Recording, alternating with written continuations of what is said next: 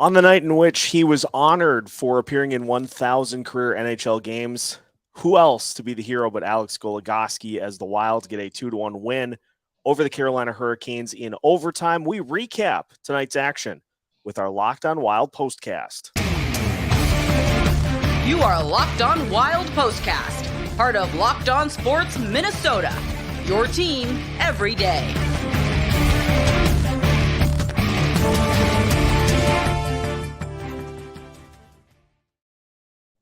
Welcome to tonight's Locked On Wild postcast. The Minnesota Wild get a 2-1 overtime win over the Carolina Hurricanes. Seth Topal joined by Kevin Gorg. And Kevin, felt like the team needed this one after a stretch in which it has been a struggle to score goals. The Wild have had some frustrating losses here over the last few games. Just felt like first and foremost the team needed one against a very good team in the Eastern Conference. Just give them a little confidence coming back. Yeah, and Seth, they worked for this one. You know, it didn't come easy. It was a physical, grinding game. Both teams played with speed, but this game was won in the trenches. These teams put everything on the ice.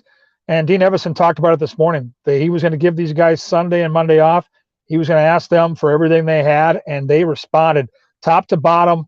A really well-played hockey game, one of the best teams in the National Hockey League.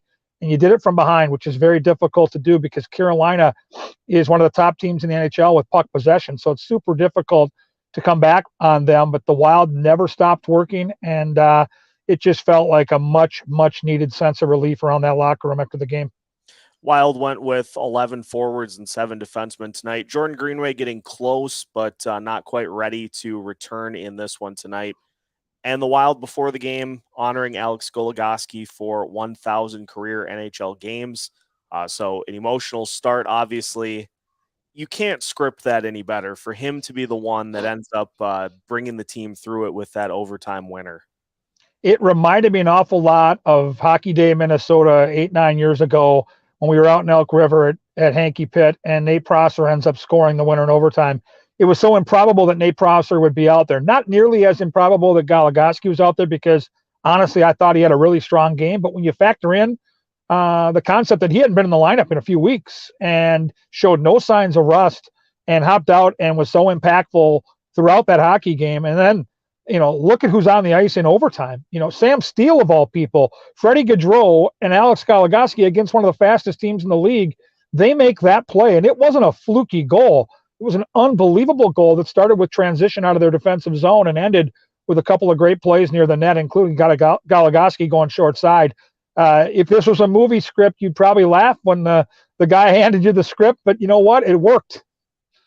You talked about Sam Steele as well, getting a chance to center Kirill Kaprizov and Matt Zuccarello tonight. And this is a team that is just looking for other players to kind of step up and own the moment. Sam Steele was great tonight, and he looked right at home with those two guys. He gets the game-tying goal, and he sets up on the overtime winner and looks like somebody that is pretty comfortable playing with two pretty good hockey players around him.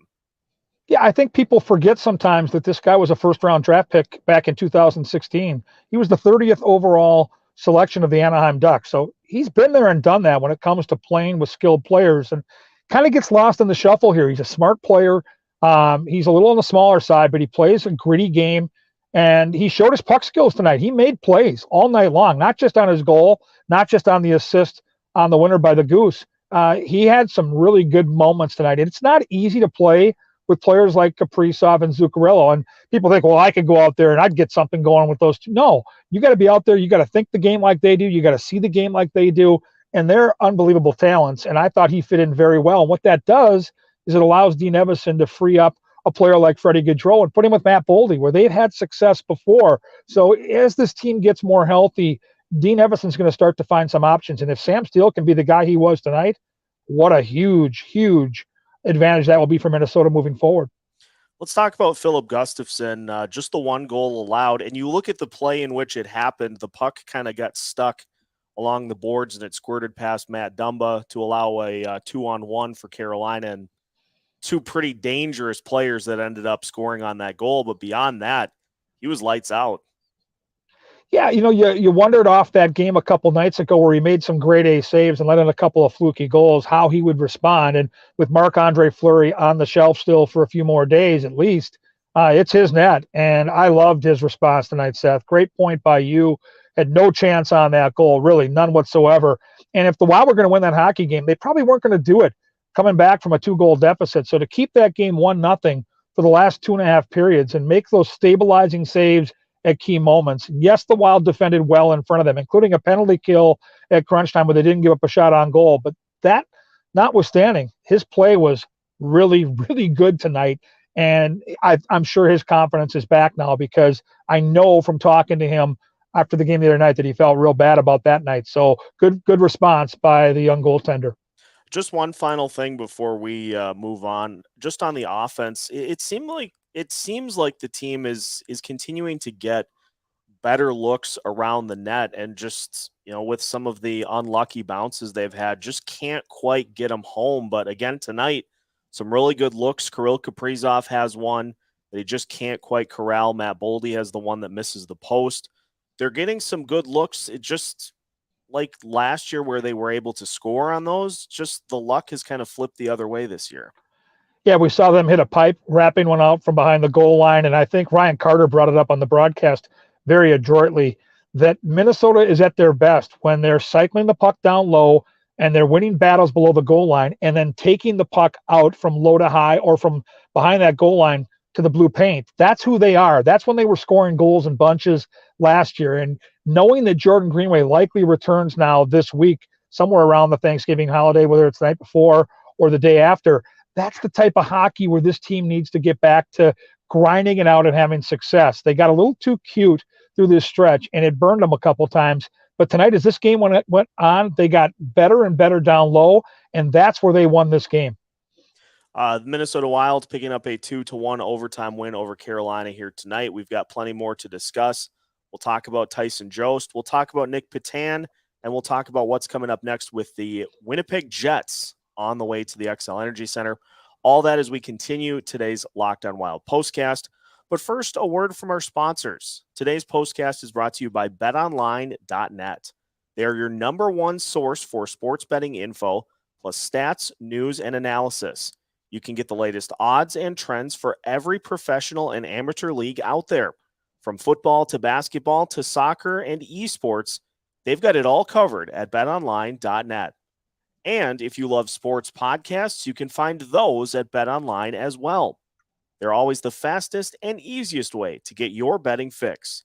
So head to their website today or use your mobile device to learn more at BetOnline, where the game starts. Minnesota Wild pick up a 2-1 win. We continue tonight's Locked On Wild postcast. Seth Topal joined by Kevin Gorg. Kevin, obviously some unfortunate news in that Tyson Jost was placed on waivers and was subsequently claimed by the Buffalo Sabres. And, unfortunate for Tyson that he wasn't able to find a role on this team. But, best of luck to him as he heads to Buffalo. Just didn't quite work out here in Minnesota. Didn't work out here. Really nice young man. Enjoyed getting to know him at the end of last year and into training camp this year. Always one of my favorites to talk to in the locker room. And I think it might be a nice change of scenery for him because my old high school teammate, Donnie Granato, is the head coach at Buffalo, and they have a good balance of young, talented players. They play a nice up-tempo style. I think Tyson will fit in really well in Buffalo, and I think Donnie's the type of coach that'll really take time to kind of help Tyson along the way. He's got a ton of skill and speed. And for Minnesota, not all bad news. You lose a good kid for sure. You've got some depth right now at the forward position when Greenway comes back and Hartman hopefully getting closer to a return. And now you take $2 million off the books. So the fact that somebody claimed him, probably a good thing for Bill Guerin and the Minnesota Wild. They've got a little more breathing room to make a move or two if they need to before the deadline later this season. And I think all boats will rise, right? It's going to be a great opportunity for Tyson Jost and now an opportunity for the Minnesota Wild led by Bill Guerin to have a little wiggle room as well. And we saw the guy who filled the roster spot, Nick Petan. He played good minutes out there tonight, and he just continues to kind of add all those things that players like Mason Shaw, Brandon Duhaime add to the lineup, and just giving you some tough physical minutes and looking like he belongs out there. He does. And talking to Dean Evison and some of the assistant coaches here in the last 24 hours, they were really impressed by what Patan brought to this team during training camp. And he had a little setback, had an injury in Iowa, but they've been kind of waiting to get him healthy, to give him a chance. And this was a good time to bring him up with the Jost news, knowing what the Wild have been going through, looking for some energy on home ice, trying to get the crowd into the game. Patan had a couple of good scoring chances, a couple of nice hits, blocked a shot, did some little details out there that maybe get lost in the shuffle, but I liked what he brought. And I think that he can build on that. And one of the teams he's played for comes to town here on Wednesday. He'll be motivated against Winnipeg if he gets another look. And I think it'll be very interesting now what Dean Evison does. It looks like Greenway's going to probably draw back in. And there's no way you're not going to play Alex Goligoski, I can't imagine, after this game. So there's going to be some tough choices because that defensive crew tonight, and all 7 played some impactful minutes. They got 1 goal against Carolina. So it's a tricky spot, but you'd rather have that spot after a 2-1 win.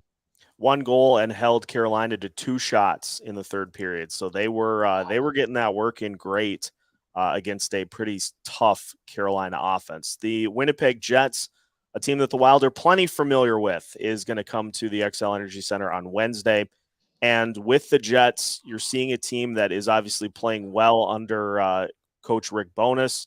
Connor Hellebuck seems like he is kind of back on his game as well. So that's going to be another tough matchup for the Wild. But if they can play like they did tonight, they certainly have a chance against anybody. Well, you know one thing, when the Jets come to town, that the juices will be flowing. I mean, it's going to be an intense hockey game. It's always physical. Winnipeg brings their fans.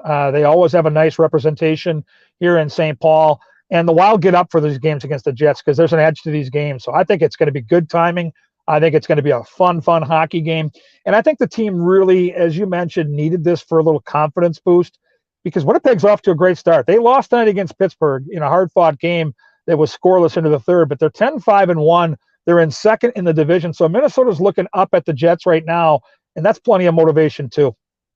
The Minnesota Wild winning tonight 2-1 in overtime. And as mentioned, Winnipeg on tap on Wednesday. That is going to do it for tonight's Locked On Wild postcast. Kevin, as always, thank you for the time. Listeners, thanks for tuning in here tonight.